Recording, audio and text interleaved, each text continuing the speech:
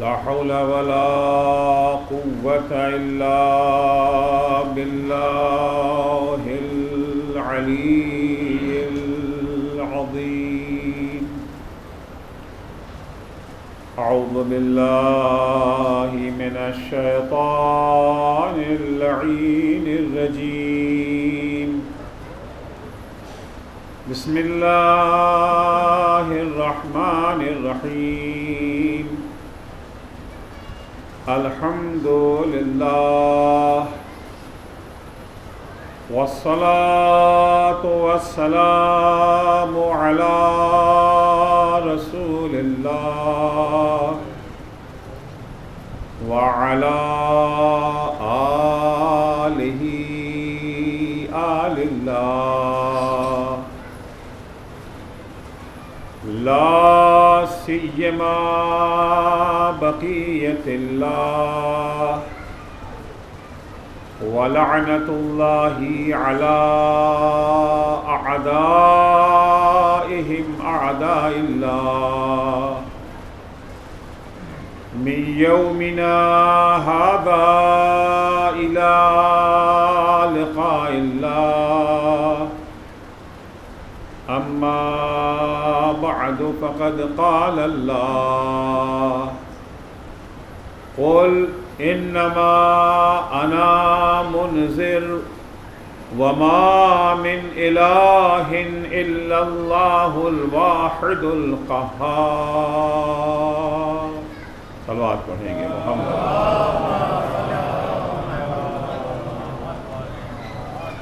عزیزان گرامی،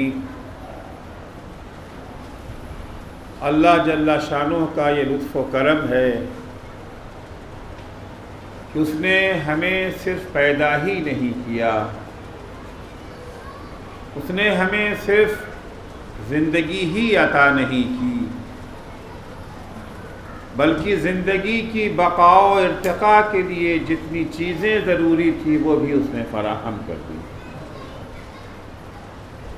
جو چیزیں دنیا کی زندگی کے لیے ضروری تھیں وہ عطا کی، اور جو چیزیں اصل زندگی جو آخرت کی زندگی ہے اس کے لیے جو چیزیں ضروری تھی وہ عطا کر دی. اللہ کی نعمتوں میں سب سے اہم نعمت کا نام ہے نعمت توحید. یہ وہ نعمت ہے کہ اگر انسان اس نعمت کو سمجھ کے اپنے دل میں جگہ دے دے تو اس کی دنیا بھی آباد ہو جائے گی اور آخرت بھی آباد ہو جائے گی. اور اس نعمت سے محروم انسان نہ دنیا میں اسے سکون و چین ملے گا، نہ آخرت میں اسے سکون ملے گا.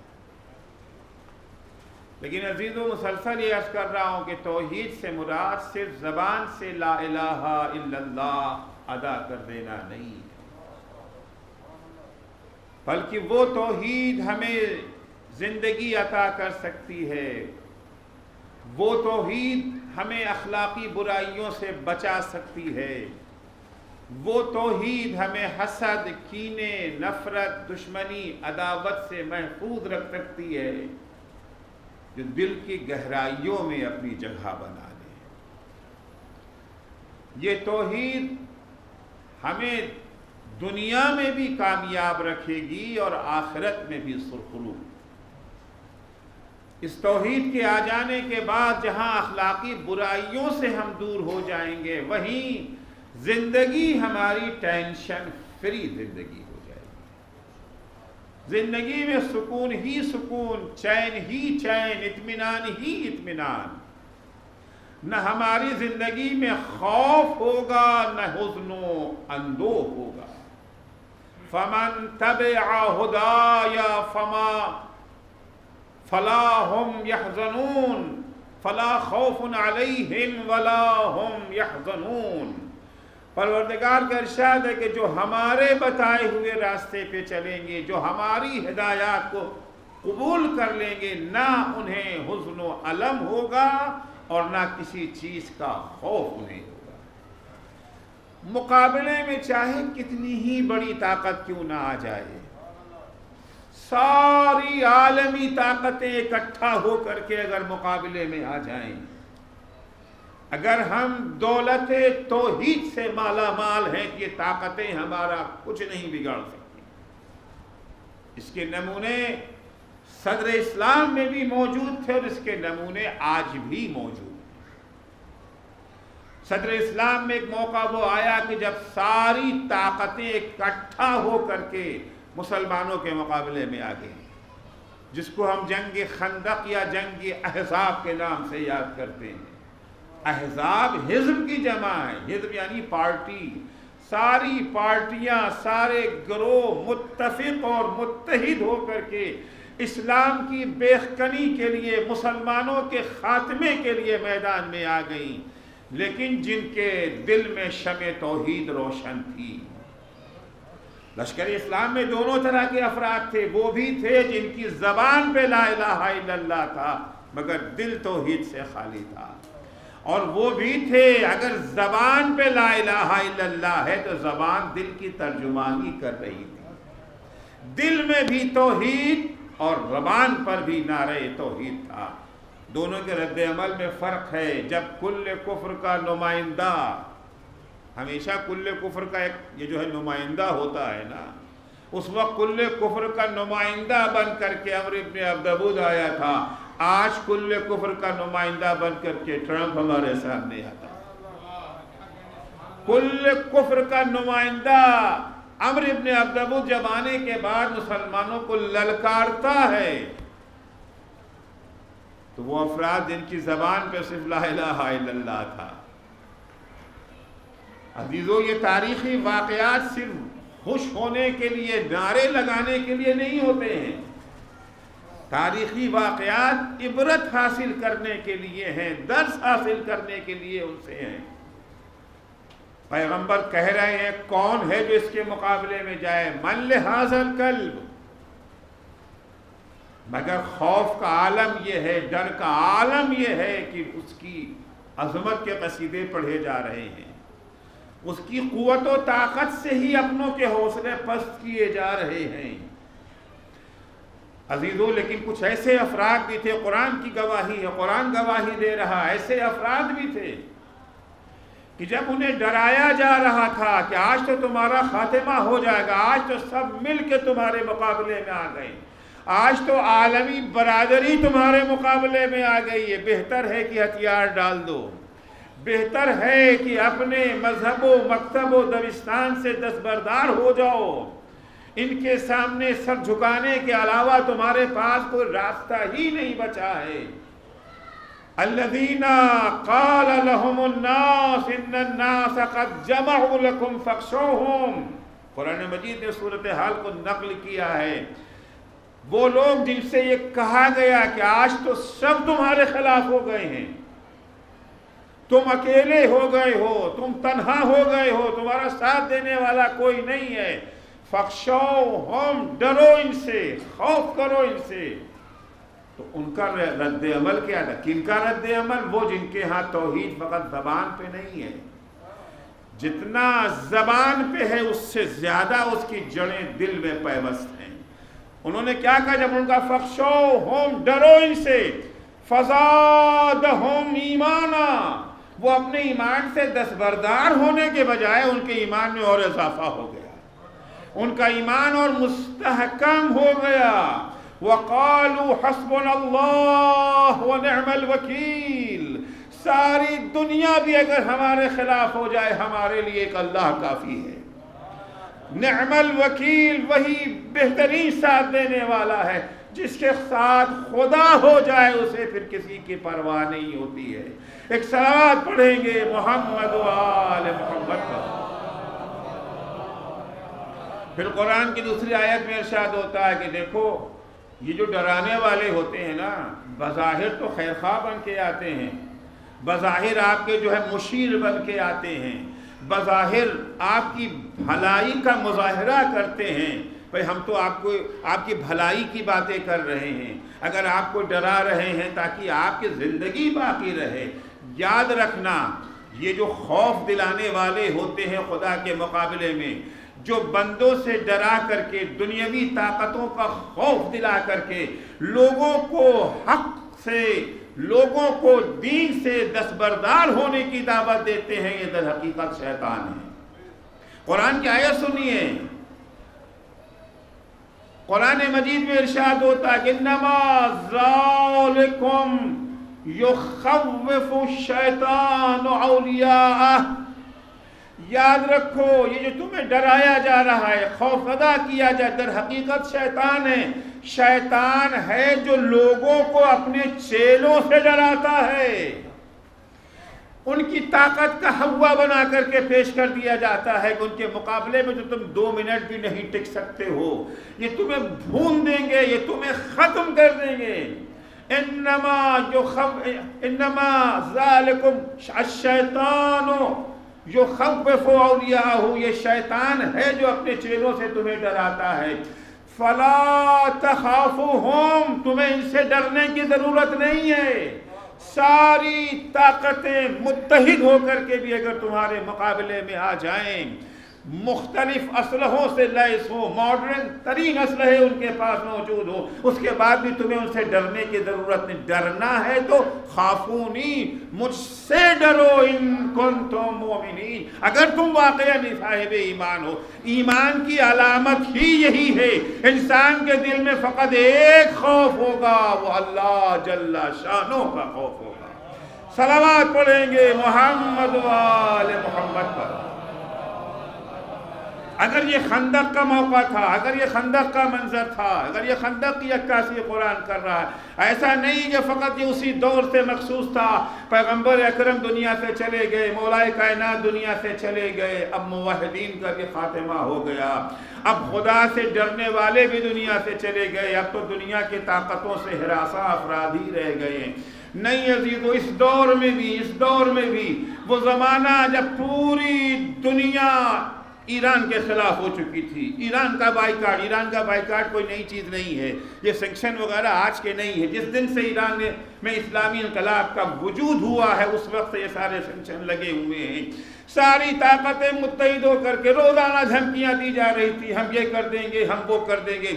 اچانک ایک بوڑھا مرد مجاہد جس کے پاس اسلحے توحید کے سوا کچھ نہ تھا، اس زمانے میں اسلامی ایران کی فوجی طاقت بھی زیرو تھی، آج تو الحمدللہ انہوں نے بہت کچھ بنا لیا ہے، اس وقت ان کے پاس ایک بندوق کی گولی بھی ان کو نہیں مل رہی تھی، خاردار تار جو باڑھیں لگائی جاتی ہیں بارڈر پر وہ بھی انہیں کوئی دینے کو تیار نہ تھا، اس کے لیے بھی وہ ترس رہے تھے، در در کی ٹھوکریں کھاتے تھے، کچھ نہیں تھا ان کے پاس۔ اس کے باوجود ایک دفعہ اس مرد مجاہد نے جس کے دل میں شمع توحید روشن تھی، ایک دفعہ کہا امریکہ ہمارا کچھ نہیں بگاڑ سکتا۔ وہ دن اور آج کا دن، آج تک امریکہ ان کا کچھ نہ بگاڑ سکا۔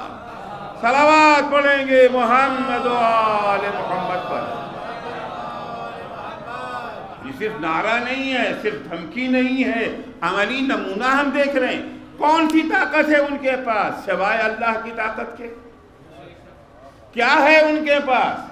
آپ کسی بھی ملک کو 6 مہینے کے گلے اگر اس کا اقتصادی بائیکاٹ کر دیں، ملک کا دیوالیہ ہو جاتا ہے، ملک گھٹنا ٹیکنے پر مجبور ہو جاتا ہے۔ 40 برس سے زیادہ ہو چکا ہے، 40 برس سے زیادہ ہو چکا ہے۔ جو لوگ اقتصادی میدان سے واقفیت رکھتے ہیں، جو لوگ سیاست کے میدان سے آشنا ہے، وہ جانتے ہیں کتنا بھیانک ہے ان کا بائیکاٹ۔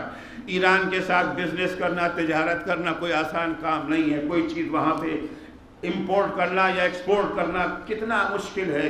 اس کے باوجود وہ میدان میں ڈٹے ہوئے۔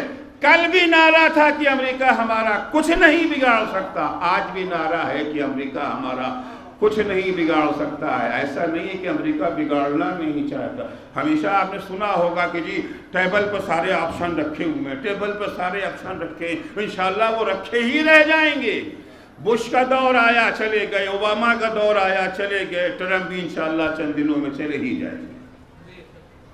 کون سی طاقت؟ میں ایران کا قصیدہ بیان کرنے کے لیے سے نہیں عرض کر رہا ہوں، حقیقت ہے جس کا سامنا ہمیں کرنا ہے، کیونکہ ہمیں بھی تو دھمکیوں کا سامنا کرنا پڑتا ہے، ہمیں بھی تو اپنے دین سے دستبردار ہو جانے کے لیے، اپنے دینی اقدار کو چھوڑ دینے کے لیے، بس چند ظاہری چیزوں کے علاوہ جو روح دین ہے اسے چھوڑ دینے کے لیے ہمیں بھی تو سمجھایا جاتا ہے، ہمیں بھی تو خیر خواہانہ مشورے دیے جاتے ہیں۔ لیکن عزیزو، یہ توحید کا اثر ہے کہ جہاں توحید کی شمع دل میں روشن ہو گئی، فقط زبان نہیں، زبان کے ساتھ ساتھ عمل بھی گواہی دے توحید کی، وہاں پر پھر ہمیں کسی چیز سے ڈرنے کی ضرورت نہیں ہے۔ البتہ یہاں پر ایک جملے کی وضاحت کرتا چلو، نہ ڈرنے کا مطلب یہ نہیں ہے کہ آپ احتیاط نہ برتیں، نہ ڈرنے کا مطلب یہ نہیں ہے کہ آپ انتظامات نہ کریں، نہ ڈرنے کا مطلب میدان میں آئیں گے تلوار بھی لے کر کے نہیں آئیں گے، ہم تو ڈرتے ہی نہیں کسی چیز سے۔ نہ ڈرنے کا مطلب یہ نہیں ہے، نہ ڈرنے کا ڈر وہ ڈر جس سے منع کیا گیا، جو نہیں ہونا چاہیے، کہ ڈر کی وجہ سے انسان میں جرأت عمل ختم نہ ہو جائے۔ کبھی کبھی ہوتا ہے آپ کو پتا چلا کہ جی باہر یہ جو ہے سانپ ہے، تو آپ کیا کریں گے؟ ایک ڈر تو یہ ہے کہ آپ کمرہ بند کر کے بیٹھ گئے کہ ہم باہر ہی نہیں نکلیں گے۔ دوسرا ڈر ہے کمرے سے باہر نکلیں گے ڈنڈا ہاتھ میں لے کے نکلیں گے، ڈنڈا ہاتھ میں لے کر نکلیں گے، عمل سے دستبردار نہیں ہوں گے۔ ایک ڈر وہ تھا جو کوفیوں کے پاس تھا کہ ڈر کے مارے انہوں نے امام حسین کا ساتھ چھوڑ دیا۔ کیوں عمر سعد کی فوج میں گئے تھے؟ کیا امام حسین کو پہچانتے نہیں تھے؟ فرزدق کا یہ ایک جملہ بہت کچھ سمجھانے کے لیے کافی ہے۔ قلوبہم معک وسیوفہم علیک، مولا دل آپ کے ساتھ ہیں مگر تلواریں آپ کے خلاف ہیں۔ دل آپ کے ساتھ ہیں کیا مطلب؟ یعنی دل سے وہ آپ کو حق پر سمجھتے ہیں، وہ دل سے گواہی دیتے کہ حسین حق پر ہیں، یزید باطل پر ہے، کہ حسین کا ساتھ کیوں نہیں دیتے؟ حل من ناصر کی صدا سننے کے باوجود لشکر عمر سعد میں رہے، کیوں؟ لشکر عمر سعد میں رہ کر کے دعا امام حسین کے لیے کر رہے، اللہم انصر حسینہ، خدایا حسین کو کامیابی دے دے، مگر کھڑے ہیں عمر سعد کے لشکر میں۔ کس لیے؟ کیوں نہیں حور کی طرح حسین کے پاس آ جاتے؟ حسین تو ہر لحظہ معاف کرنے کو تیار ہے نا۔ شہادت علی اصغر کے بعد بھی امام حسین سمجھانے کے لیے گئے ہیں، اگر اس وقت بھی وہ توبہ کرنے کو تیار ہو جاتے تو امام حسین انہیں اسی طرح سے معاف کر دیتے جیسے حر کو معاف کیا تھا۔ کیوں نہیں آئے؟ ڈر، خوف۔ کس چیز کا خوف؟ ہماری جان کہیں نہ چلی جائے، جان جانے کا خوف، مال چھن جانے کا خوف، ذلت و رسوائی کا خوف۔ یہ وہ خوف ہے جس کی توحید اجازت نہیں دیتا۔ لیکن یہ کہ ہم احتیاط نہ کریں، ہم انتظام نہ کریں، ہم تیاری نہ کریں۔ عزیزو، امیر المومنین علی بن ابی طالب علیہ السلام سے زیادہ نڈر، بے خوف، شجاع کون تھا؟ لیکن مولا بھی جب میدان میں جاتے تھے تو زرہ پہن کے جاتے تھے، زرہ پہن کے جاتے تھے نا۔ کاہے کے لیے؟ ڈر ہوتا تو میدان میں نہ آتے۔ اگر ڈر ہوتا تو وہی رد عمل علی کا بھی ہوتا جو بقیہ کا تھا۔ اگر علی کے یہاں خوف ہوتا تو جنگ خندق میں رسول کی صدا بے جواب رہ جاتی، کوئی مدد کے لیے کھڑا ہی نہ ہوتا۔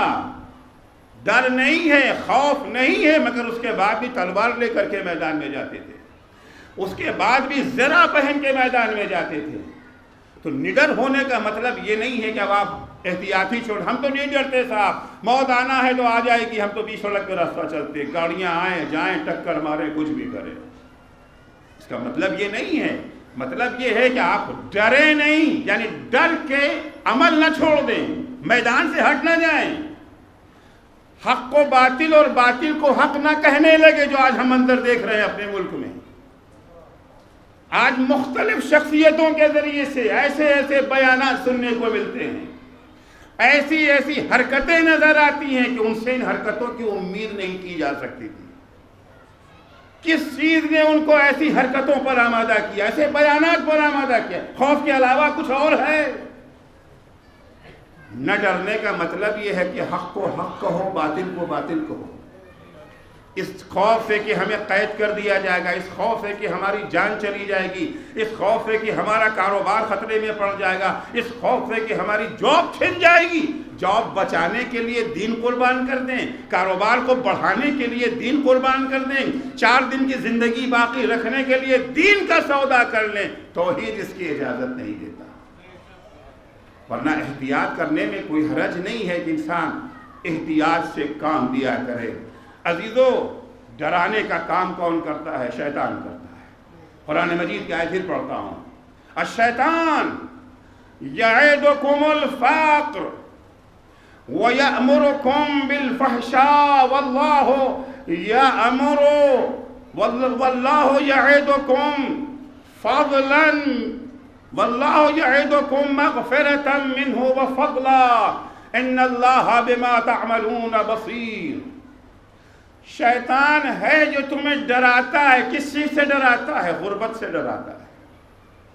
اگر کاروبار میں جھوٹ نہ بولو گے تمہارا بزنس تباہ ہو جائے گا، دانے دانے کے لیے محتاج ہو جاؤ گے۔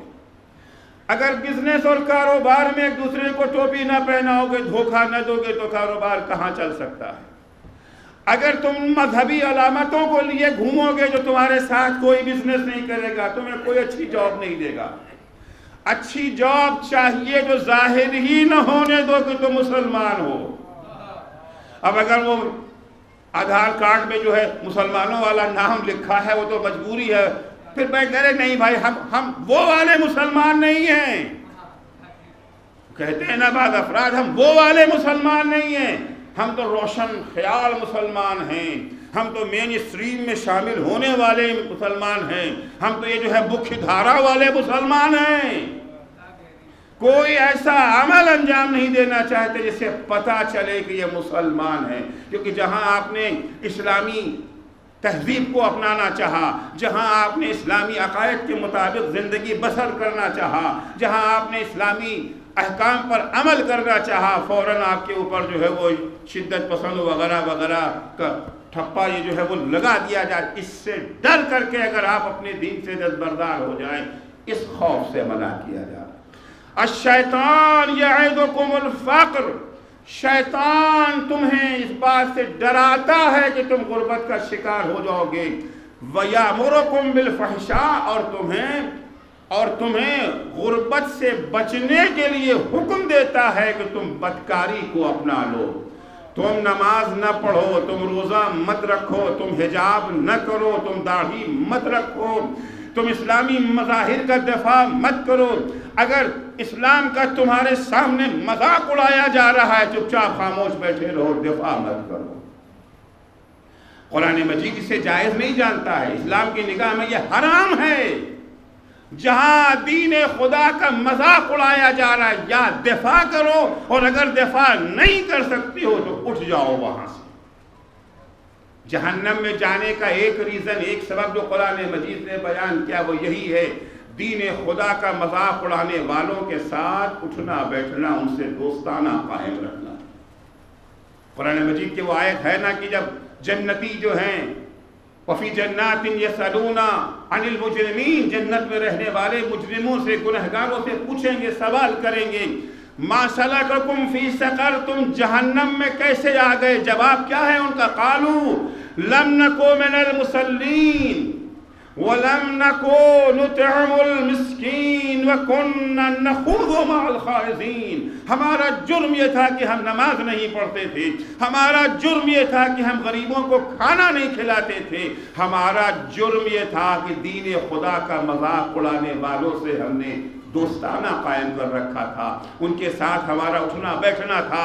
وہ دین خدا کا مذاق اڑایا کرتے تھے، کبھی توحید کا مذاق، کبھی نبوت کا مذاق، کبھی امامت کا مذاق، کبھی نماز کا مذاق، کبھی خمس کا مذاق، کبھی حجاب کا مذاق، کبھی داڑھی کا مذاق۔ وہ مذاق اڑاتے تھے اور ہم چپ چاپ خاموش ان کے درمیان بیٹھے رہتے تھے۔ یہ سبب ہوا ہے ہمارے جہنم میں آنے کا۔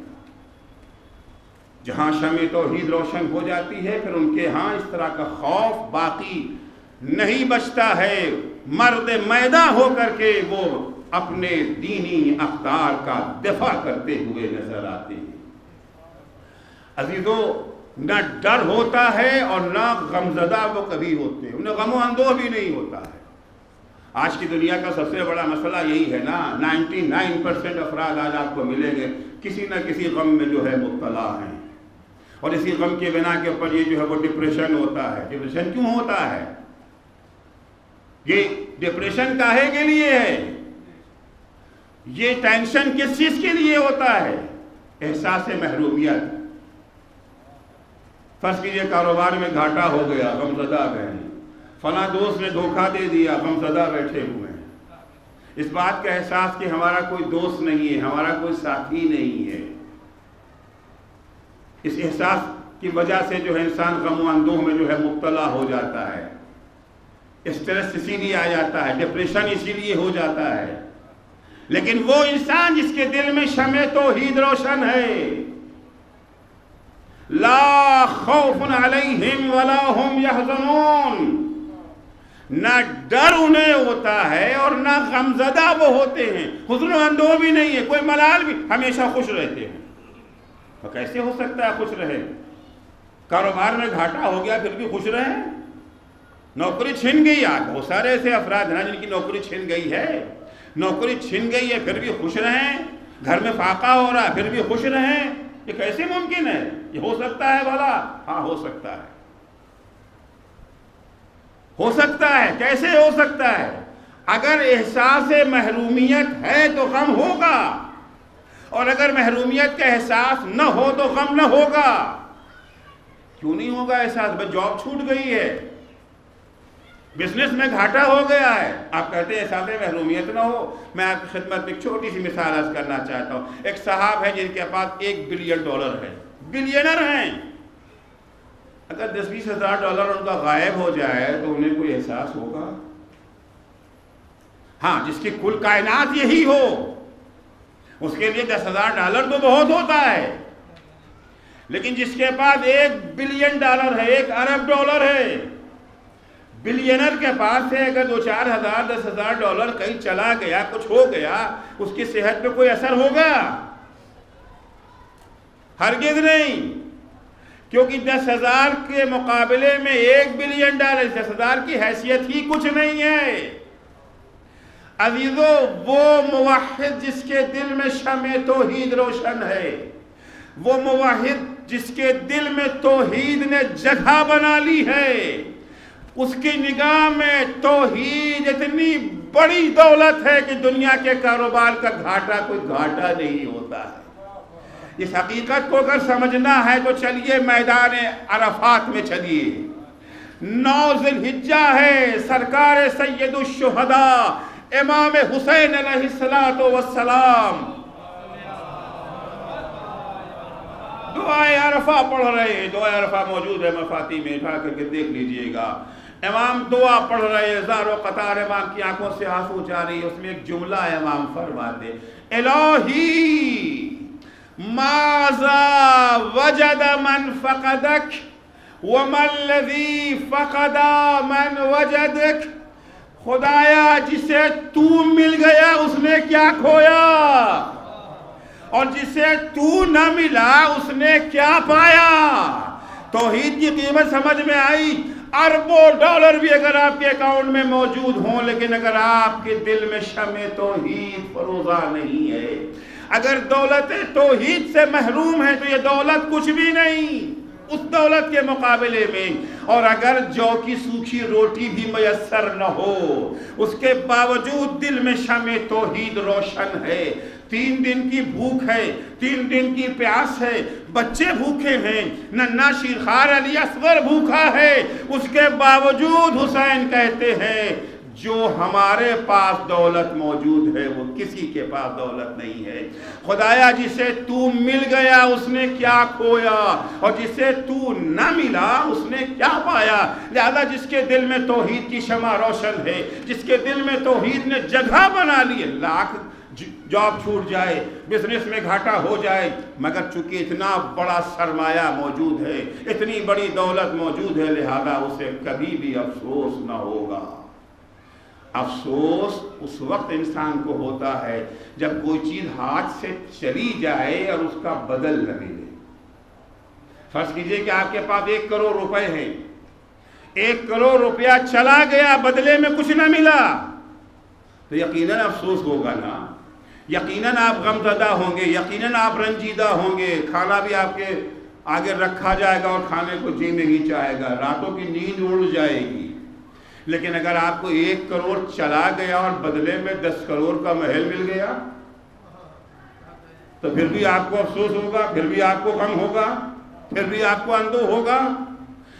عزیزو، جو انسان موحد ہوتا ہے، جس نے توحید کو قبول کر لیا ہے، جس کے دل میں توحید نے جگہ بنا لی ہے، اسے اس بات کا یقین ہے جو بھی ہم یہاں کھوئیں گے اس کا بدلہ ہمیں وہاں ملے گا، جو ہم یہاں کھوئیں گے اس کا بدلہ ہمیں وہاں مل کے رہے گا۔ اور بہرحال دنیا کی تو یہ خاصیت ہے کہ کھونا تو ہے ہمیں، ایک جس کے پاس جو بھی ہے،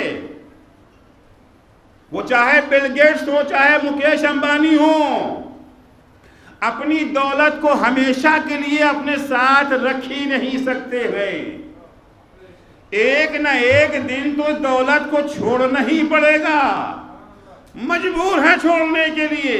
جہاں آنکھ بند ہوئی یہ ساری دولت ان سے چھوٹ گئی، اب یہاں سے تو خالی ہاتھ ہی جائیں گے نا، اپنے ساتھ کچھ لے کر کے تو نہیں جا سکتے ہیں۔ انہیں افسوس اسی وقت کیوں ان لوگوں کے لیے موت اتنی زیادہ مشکل ہو جاتی ہے؟ مشکل یہی ہے، یہ جو اربوں ڈالر ہم نے کمائے ہیں ان کا کیا ہوگا؟ اپنے ساتھ اگر لے جانے کا کوئی انتظام ہوتا، شفٹنگ کا اگر کوئی انتظام ہوتا تو پھر یہ مشکل نہ ہوتی۔ فرض کیجیے آپ دہلی میں رہتے ہیں، اچانک آپ کو دہلی سے کہیں اور جانے کو آرڈر آ جاتا ہے، مگر جو کچھ ہے آپ سب اپنے ساتھ لے کر کے جا سکتے ہیں، اپنا بینک بیلنس بھی لے جا سکتے ہیں، گھر کا سامان بھی لے جا سکتے ہیں، حتیٰ دوست و احباب کو بھی اپنے ساتھ لے جا سکتے ہیں، رشتہ داروں کو بھی اپنے ساتھ لے جا سکتے ہیں، تو پھر آپ کو کوئی تکلیف ہوگی، کوئی پریشانی ہوگی دلی چھوڑتے؟ ہرگز نہیں۔ لیکن آرڈر ہوا اچانک ہندوستان سے نکل جاؤ، سب کچھ چھوڑ چھاڑ کر کے، یقیناً انسان غمزدہ ہوگا۔ عزیزو، ایک موحد کے لیے اچھائی یہی ہے، وہ یہ جانتا ہے جس چیز سے ہم محروم ہو جائیں گے کم از کم اس کا 10 گنا وہاں ملنے والا ہے، کم از کم 10 گنا، ورنہ اللہ جتنا چاہے اور مزید دے دے۔ یہ سب قرآن کی آیتیں ہیں جو آپ کی خدمت میں عرض کر رہا ہوں۔ مولائے کائنات امیر المومنین حضرت علی ابن ابی طالب علیہ السلام اس حقیقت کو ان لفظوں میں بیان فرماتے ہیں، من العناء ان المرء یجمع ما لا یاکل ویبنی ما لا یسکن۔ دنیا کی مصیبتوں میں سے ایک مصیبت یہ ہے کہ انسان وہ مال اکٹھا کر لیتا ہے جسے کھا نہیں سکتا۔ اب مکیش امبانی اپنا سارا پیسہ کھانا چاہیں تو کھا سکتے ہیں، بل گیٹس اپنا پیسہ کھانا، ڈالر کو چبانا بھی چاہے تو بھی ختم نہ ہوگا۔ من العناء ان المرء یجمع ما لا یاکل ویبنی ما لا یسکن۔ وہ دولت جمع کر لی جسے کھا نہیں سکتے ہیں، وہ گھر بنا لیا جس میں رہنا نصیب نہیں ہوگا۔ بھائی مکیش امبانی کا گھر سب سے مہنگا ہے نا ہندوستان میں، سب سے مہنگا گھر بنایا ہے نا انہوں نے، 27-28 منزلہ پتہ نہیں کیا کیا اس کے اندر سب بنایا ہے نا، مگر جس دن جائیں گے دنیا سے لے کے جائیں گے یا چھوڑ کے جائیں گے۔ وَمِنَ الْعَنَاءِ أَنَّ الْمَرْءَ يَجْمَعُ مَا لَا يَأْكُلُ وَيَبْنَى مَا لَا يَسْكُنُ ثُمَّ يَخْرُجُ إِلَى اللَّهِ عَزَّ وَجَلَّ۔ گھر بنا لیا، مال جمع کر لیا، اچانک ملک الموت آ گئے، چلو اللہ کی بارگاہ میں۔ لا مال حمل ولا بناء نقل۔ اس عالم میں دنیا سے جا رہی ہے کہ نہ مال ان کے ساتھ جا رہا ہے، نہ گھر ان کے ساتھ جا رہا ہے، سارے کا سارا پیسہ یہاں رکھا رہ گیا، سارے کا سارا مال یہاں رکھا رہ گیا۔ تو ظاہر سی بات ہے غم بھی ہے، اندوہ بھی ہے، پریشانی بھی ہے، ٹینشن بھی ہے، ساری چیزیں ہوگی۔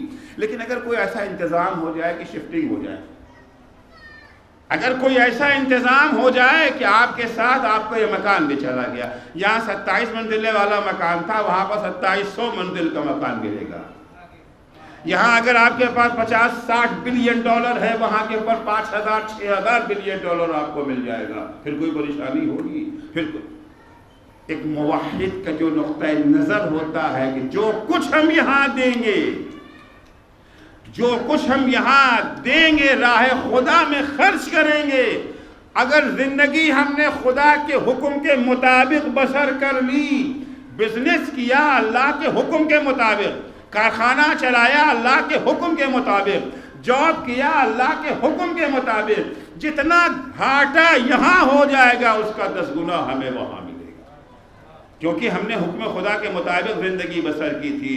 عزیزو پھر تو خوشی کا مقام ہے نا۔ اگر شفٹنگ کا انتظام، ہاں انتظام ہے۔ کیسے انتظام ہے؟ چلیے امام زین العابدین علیہ السلام کے در پہ چلتے ہیں۔ ظاہر سی بات ہے کہ بہت سارے افراد اس دنیا میں ہیں جو غریبوں کی جو ہے مدد کرتے بھی، آپ نے پوری لسٹ سنی، فہرست سنی، ساری باتیں سنی، لیکن ہم لوگ بہرحال ہم میں سے ہر ایک کچھ نہ کچھ کار خیر کرتا ہی رہتا ہے، مگر ہم لوگوں کا ایک مزاج بھی تو ہے۔ فرض کیجئے کہ پہلی مرتبہ کوئی ہمارے پاس آ گئی، ہم جانتے نہیں کہ یہ مانگنے والا ہے، یہ سائل ہے، اس کو بلا کر کے گھر میں جو بٹھالتے بھی ہے، چائے پانی بھی لا کے رکھا، جی کیسے آنا ہوا؟ اب انہوں نے کہہ دیا جی مجھے تو 5,000 روپے کی ضرورت ہے، وہ میں آپ سے لینے آیا ہوں۔ اب بہرحال جس کے پاس جو حیثیت ہے کچھ نہ کچھ ان کے ساتھ کر ہی دے گا۔ اچھا اب اگر ایک صاحب کو آپ نے پہچان لیا کہ وہ ہمیشہ آتے ہیں مانگنے کے لیے، ہوتے ہیں نا بعض افراد، انہیں پتہ چل گیا کہ آصف صاحب پہ ہو تو دیتے ہیں، اب دیتے ہیں چلو ان کے پاس چلو۔ ایک دفعہ آئے آصف صاحب نے دیا، 2 دفعہ آئے، 3 دفعہ آئے، 10 دفعہ آئے، 11ویں دفعہ آصف صاحب کو تھوڑا سا پریشانی ہونے لگتی ہے۔ اب تو ان کی شکل دیکھ کر کے بھاگنا شروع کریں، ارے وہ صاحب آ رہے ہیں۔ تو مانگنے والے ہمیں اچھے نہیں لگتے، مدد لینے جو ہمارے پاس آنا چاہتے ہیں وہ ہمیں اچھے نہیں لگتے۔ لیکن امام زین العابدین علیہ السلام جب یہ دیکھتے تھے کہ سائل آ رہا ہے، مانگنے والا، یہ پہچانتے تھے کون آ رہا ہے، کون آ رہا ہے، مانگنے کے لیے آ رہا ہے، تو امام اس کا کھڑے ہو کے استقبال کرتے تھے، مرحبا مرحبا بمن یحمل ذادی الی الاخرہ، خوش آمدید، ویلکم، ارے وہ آ رہا ہے جو ہمارا سامان آخرت اٹھا کر کے لے جائے گا۔ سائل کو دیکھ کے خوش ہوتے تھے۔ ہم سائل کے بارے میں یہ سمجھ آ گیا ہماری جیب سے 100 روپیہ لے جائے گا۔ امام کا تصور کیا تھا، وہ آ گیا، اگر یہ لے گیا تو وہاں پہنچ جائے گا، اور اگر نہ لے گیا تو یہاں چھوٹ جائے گا۔ سائل کو سائل نہیں سمجھتے تھے، سائل کو وہ مددگار اور معاون تصور کرتے تھے جو ہمارا زاد سفر اپنے کاندھوں پہ اٹھا کر کے لے جائے گا۔ مرحبا مرحبا بمن یحمل زادی الی الاخرہ، وہ آ رہا ہے، لہذا انہیں خوشی ہوا کرتی تھی اس بات کی۔ تو عزیزو، جہاں جس دل میں توحید جگہ بنا لیتا ہے پھر وہاں پر غم و اندوہ نہیں رہ جاتا ہے، کیونکہ محرومی ہے ہی نہیں نا، محرومیت ہوگی تب ہمیں جا کر کے غم و اندوہ ہوگا، یہاں محرومیت کا تصور ہی نہیں ہے۔ اولاد مر گئی مگر اولاد کے مر جانے کا جو غم نہیں ہوتا، کیونکہ اللہ کی امانت تھی، اس نے واپس دے دی۔ میں نے ابو ایوب انصاری کی زوجہ کا واقعہ آپ کی خدمت میں پیش کیا تھا۔ جب توحیدی ذہن ہو جاتا ہے تو عزیزو سوچنے کا انداز بدل جاتا ہے، پھر عہدہ و منصب کی کوئی حیثیت نہیں رہ جاتی، پھر کرسی اور پاور کی کوئی قیمت نہیں رہ جاتی۔ دیکھیے ہمارے ہاں عالم تشیع میں سب سے بڑا منصب امامت کے بعد، سب سے بڑا منصب آج زمانے غیبت میں کیا ہے؟ مرجعیت کا عہدہ۔ ہمارے عالم تشیع کی بات کر رہا ہوں، عالم تشیع میں مرجعیت سے بڑا کوئی عہدہ، کوئی منصب، اب یہ ولایت فقیہ اسے کہہ لے، مرجع کہہ لے، وہ بحث میں فی الحال نہیں جانا چاہتا۔ سب سے بڑا منصب کیا ہے؟ مرجعیت کا منصب، عظیم الشان مرجع، غور سے سنیے گا، مرزا شیرازی۔ مرزا شیرازی سے عظیم مرجع کا نام ہے، جس نے اپنے ایک فتوے کے ذریعے سے برطانیہ کی سازشوں پر پانی پھیر دیا، ایران کو غلام بنانے کی ساری سازشوں کو ایک فتوے سے ناکام کر دیا۔ عظیم الشان مرجع مرزا شیرازی کا انتقال ہو گیا۔ ظاہر سی بات ہے، ایک مرجع کے انتقال کے بعد دوسرے مرجع کا اعلان تو ہوگا۔ 2 عظیم آیت اللہ آیت اللہ ہے نائینی اور آیت اللہ ہے شیخ عبد الکریم حائری. آیت اللہ ہے نائینی آغا خوئی کے استاد، آغا حکیم کے استاد، مراجع نجف کے استاد آغا یہ نائینی، بڑی عظیم ہستی. اور آیت اللہ ہے عبد الکریم حائری امام خمینی کے استاد، حوزہ علمیہ قم کے فاؤنڈر اور بانی. یہ دونوں حضرات بڑی عظیم ہستیاں تھیں. جب مرزا شیرازی کا انتقال ہوا تو یہ دونوں ہستیاں آیت اللہ سید محمد فشارقی کی خدمت میں گئیں. یہ دونوں ان دونوں کے استاد تھے آیت اللہ سید محمد فشارقی. اور جانے کے بعد انہوں نے آیت اللہ سید محمد فشارقی سے کہا کہ ہم اللہ کو گواہ قرار دے کر کے اس بات کا اعلان کرتے ہیں کہ اس وقت عالم آپ ہیں، آپ سے زیادہ علم اور تقوی کا حامل کوئی نہیں ہے. اس منصب مرجعیت کے آپ ہی اہل ہیں، آپ ذمہ دار ہیں. ہم لوگ آپ کے پاس آئے ہیں یہ خبر دینے کے لیے کہ ہم آج آپ کی مرجعیت کا اعلان کرنے جا رہے ہیں. کیونکہ اگر آیت اللہ ہے حائری، آیت اللہ ہے نائینی مرجعیت کا اعلان کر دیتے تو قبول کرنا سب کے لیے آسان ہو جاتا. انہوں نے کہا کہ تم مجھے مرجعیت کا اہل سمجھتے ہو؟ کہاں. یہ جملہ سنتے ہی آئے سید محمد فشارقی زار و قطار رونے لگے. ان کی آنکھوں سے آنسو جاری ہو گیا کہ کہیں انتقال ہوا تھا مرزا شیرازی کا. کہنے لگے میں کل نماز مغرب کے لیے جب حرم امین المومنین میں گیا تو رات بھر میں وہیں حرم میں رہا. پوری رات میں نے فجر تک حرم میں گزاری. روتا جا رہا تھا، آنسو بہاتا جا رہا تھا. امیر المومنین کو مرزا شیرازی کی وفات کی تعزیت دیتا جا رہا تھا. ابھی مرجع گزر گیا ہے. کہ صبح ہوتے ہوتے میں نے اپنے دل کے گوشے میں کچھ خوشی سی محسوس کی. گوشے میں کہیں یہ خوشی کا احساس ہمیں ہوا تو میں نے اپنے نفس سے کہا کہ خوشی کاہے کی ہے بھائی؟ ارے ایک عظیم مرجع دنیا سے گزر گیا ہے، خوشی کس بات کی؟ تو جب میں نے نفس کا جائزہ لیا تو پتا چلا خوشی اس بات کی ہے اب مرجع میں بنوں گا.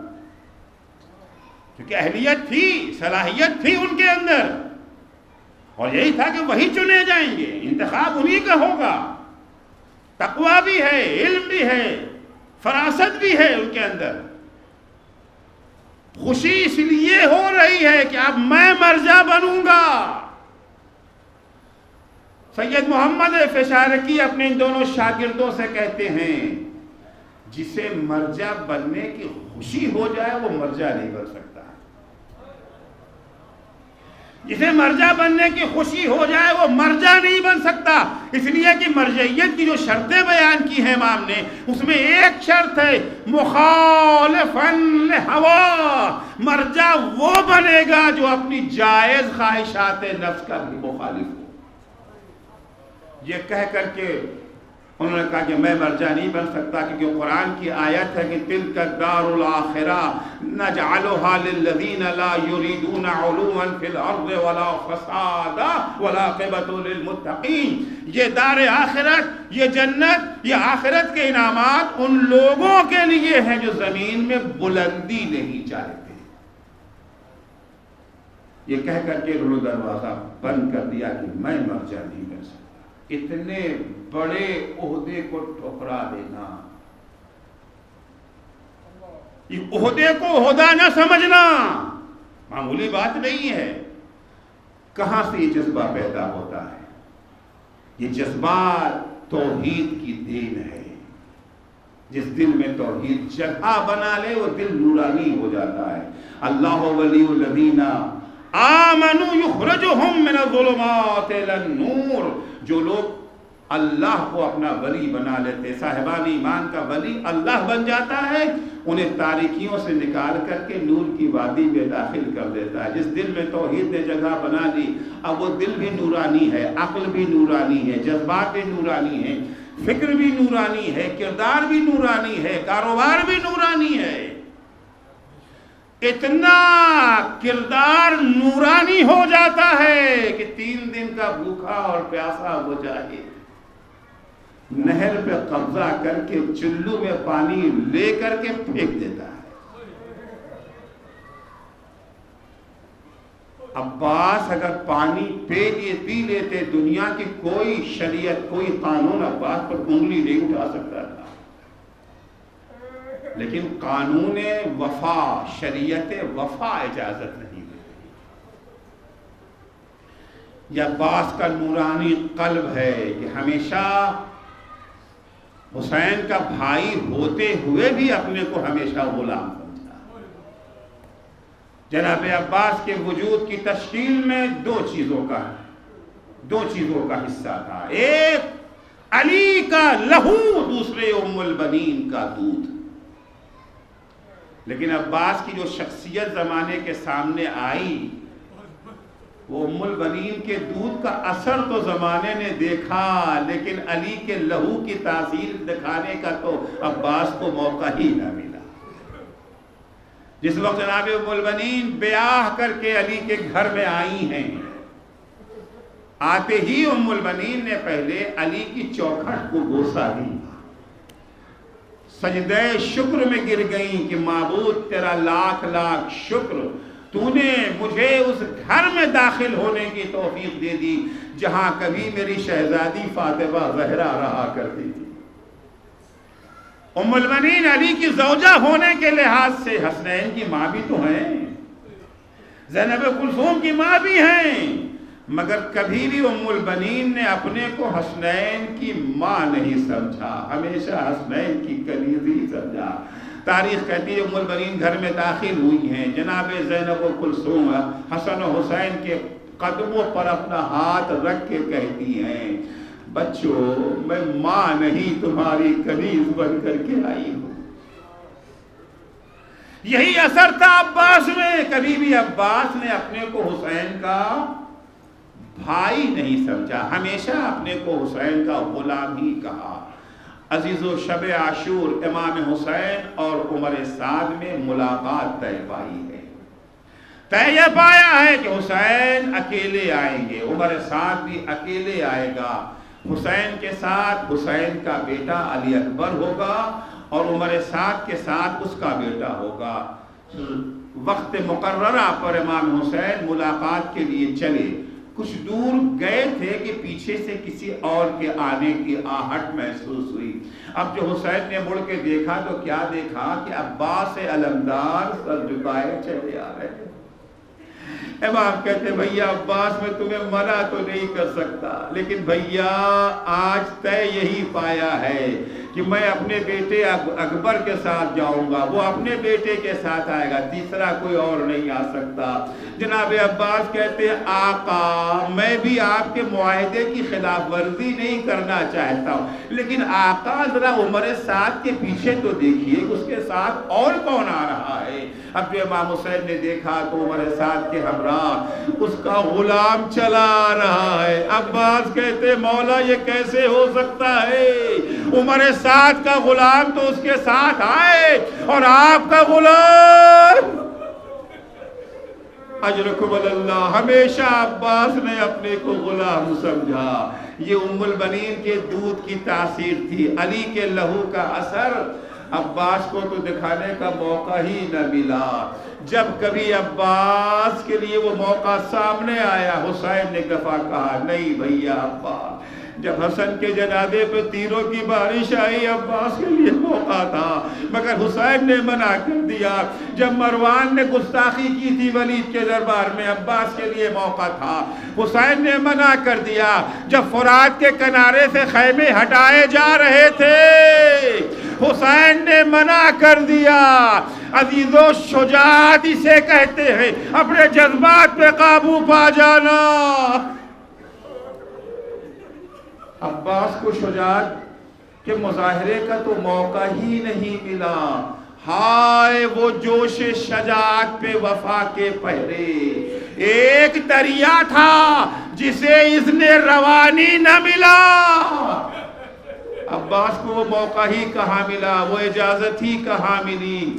عزیزو جب صبح عاشور نمودار ہوئی ہے، شاید عباس کو موقع مل جائے، بار بار حسین کے پاس آتے تھے، مولا یہی کہہ کر کے واپس کر دیتے تھے، بھیا تم تو میرے لشکر کے علمدار ہو، میں تمہیں کیسے اجازت دے دوں؟ لیکن ایک مرحلہ وہ بھی آیا جب حسین نے کہا بھیا تم تو میرے لشکر کے علمدار، عباس کہتے آقا اب وہ لشکر ہی کہاں رہا جس کا میں علمدار تھا۔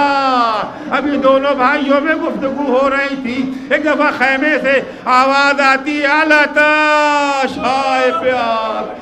حسین کہتے بھیا میدان میں جانے سے پہلے بچوں کے لیے پانی کا انتظام کر دو۔ عباس در خیمہ پہ آ کے آواز دیتے سکینہ بیٹا اپنا مشکیزہ تو لا کے دینا۔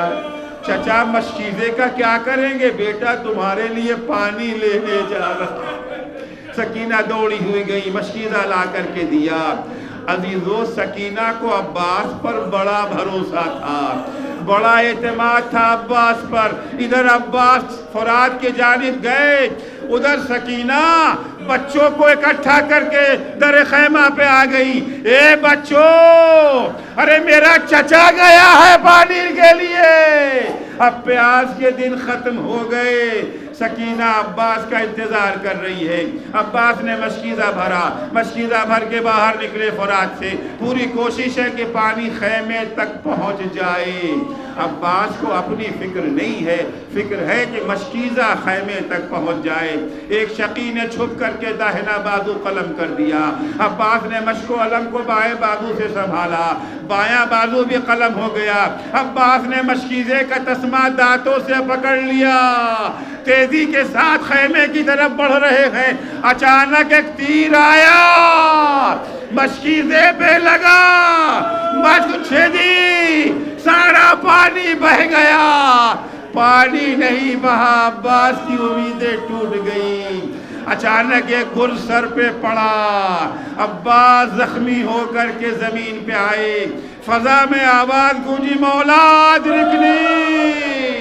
حسین کے کانوں میں جیسے ہی عباس کی آواز پہنچی، عزیزو عباس کا مرثیہ کسی خطیب سے مت سنیے، کسی شاعر سے مت سنیے، عباس کا مرثیہ اب حسین کی زبانی سنیے۔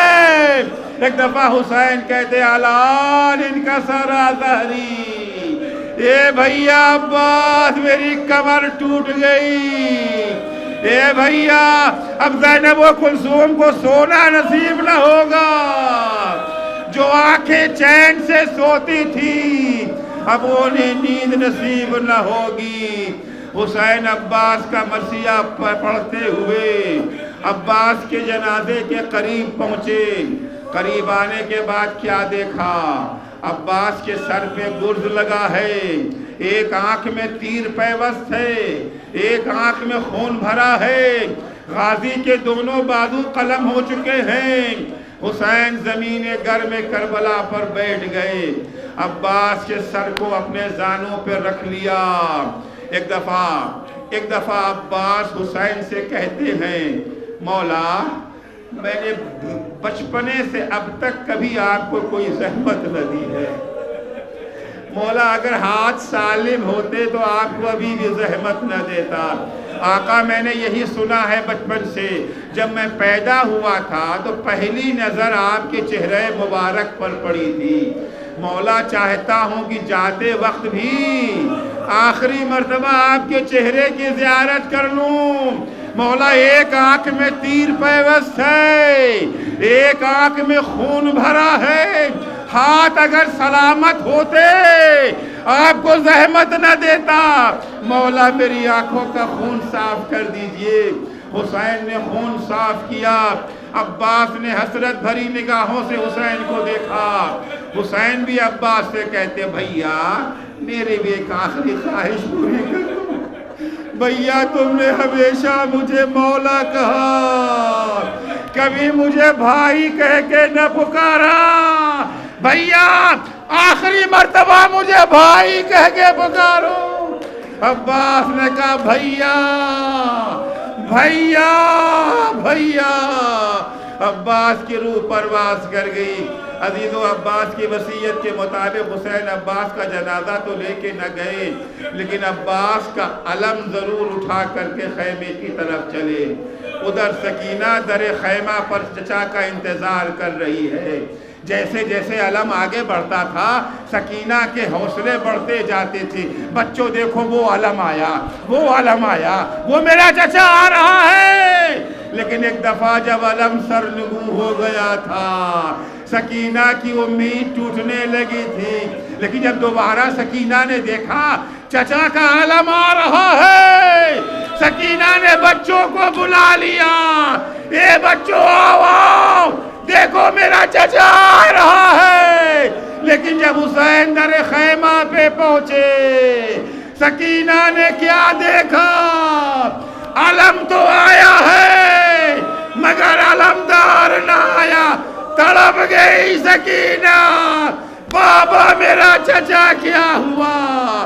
بیٹا فرات کے کنارے